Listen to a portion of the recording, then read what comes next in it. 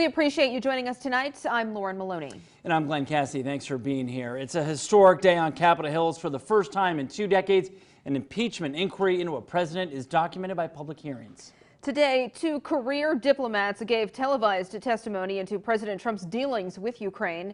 Testimony about alleged corruption moved the impeachment inquiry beyond the shadows of closed-door hearings and into the public eye. Democrats want to prove President Trump abused the power of his office. Republicans paint the allegations as hearsay, while the president blames Democrats for playing politics. Well, it was the House Intelligence Committee that had the floor. That's right. Local 22's Spencer Conlon joins us now live in the newsroom. Spencer, you've followed the hearing all day as 2 of our local lawmakers had their questions heard. What can you tell us? That's right, Glenn and Lauren. Vermont Congressman Peter Welch and New York Congresswoman Stefanik sit on that committee, but with one a Democrat, the other a Republican. Their line of questioning obviously deferred quite a bit this afternoon. Acting Ambassador to Ukraine William Taylor and State Department official George Kent were the first witnesses to publicly testify before the House Intelligence Committee Wednesday. I discovered a weird combination of encouraging, confusing, and ultimately alarming circumstances. This signifies the next phase of the impeachment inquiry into President Donald Trump. On the panel, Vermont's sole Congressman Peter Welch. You know, the question here is not a dispute about the enormous power that a president has.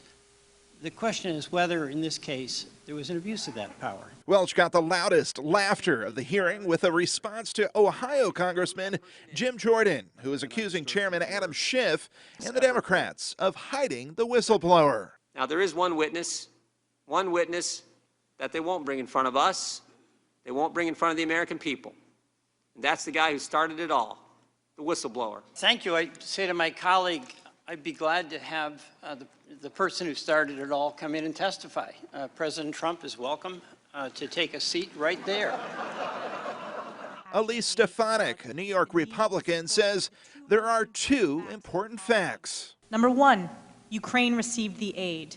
Number 2, there was, in fact, no investigation into Biden. The Congresswoman also sparred with Chairman Schiff, asking for an answer to a request made by Republicans to add 6 additional witnesses, including the whistleblower. 3 of the witnesses the minority has requested are scheduled for next week.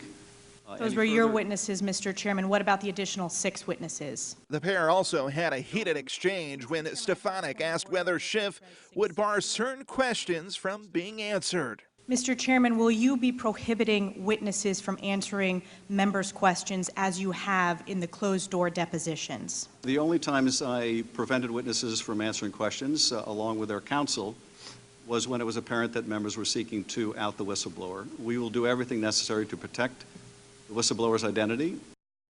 Now, coming up on Friday, Marie Yovanovitch, the former U.S. ambassador to Ukraine, Bill Taylor replaced, will be on the Hill to testify.